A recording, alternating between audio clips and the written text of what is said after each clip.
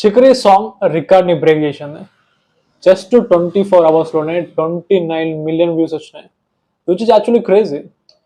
దీనికంటే ముందు most watch lyrical video song 24 అవర్స్లో అంటే అది పుష్ప 2 సాంగ్ కిసిక్. కిసిక్ అంటే తెలిసిందే, అది ఒక ఐటమ్ సాంగ్. అలాగే పుష్ప 2 సీక్వల్ హైప్ ఉండడం వల్ల రీచ్ మంచిగా వస్తుంది. బట్ ఇది మెలోడీ సాంగ్. జస్ట్ ఇమాజిన్, ఒక మెలోడీ సాంగ్ ఐటమ్ సాంగ్ని బీట్ చేయడం అంటే చాలా రేర్ ఈ డేస్లో. బట్ జరిగిపోయింది. 29 మిలియన్ వ్యూస్ పైగా ఒక సింగిల్ లాంగ్వేజ్లో వచ్చినాయి. అండ్ ఓవరాల్గా జస్ట్ 24 అవర్స్లోనే 46 మిలియన్ వ్యూస్ వచ్చినాయి. క్రేజీ ఓవర్వెల్మింగ్ రెస్పాన్స్ ఇది. అఫ్కోర్స్ డెఫినెట్గా చెప్పాలంటే 24 అవర్స్లోనే ఇంత రెస్పాన్స్ వచ్చిందంటే ఆబ్వియస్లీ రామ్ చరణ్ గారి స్టార్డమ్ అండ్ అలాగే Ram Charan and A R Rahman combination అవ్వడం వల్ల మంచి రెస్పాన్స్ వచ్చింది.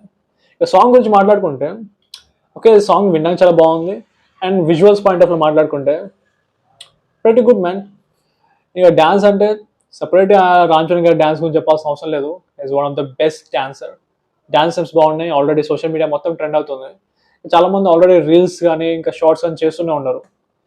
అండ్ అంత గ్రేస్ఫుల్గా చాలా తక్కువ మంది చేసేవాళ్ళు ఉన్నారు ఎంటైర్ ఇండియన్ ఫిల్మ్ ఇండస్ట్రీలో.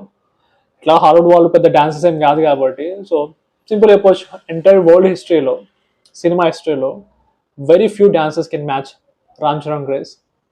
Definitely one of the best dancer man. అలాగే ఇప్పుడు నాకు తెలిసి సోషల్ మీడియాలో ఒక చిన్న నెగిటివ్ రిమార్క్ అయితే కనిపిస్తుంది. వాళ్ళు ఏమంటున్నారంటే, అరే జాన్వీ కపూర్ని కొంచెం ఓవర్ సెక్షువలైజ్ చేస్తున్నారని. అది మినహాయిస్తే యునానమస్గా ఓవరాల్గా అందరి దగ్గర నుంచి ఒక పాజిటివ్ రియాక్షన్ ఉంది ఈ సాంగ్కి. చాలామందికి నచ్చింది, అందరూ ఎంజాయ్ చేస్తున్నారు. That's it guys, see you again.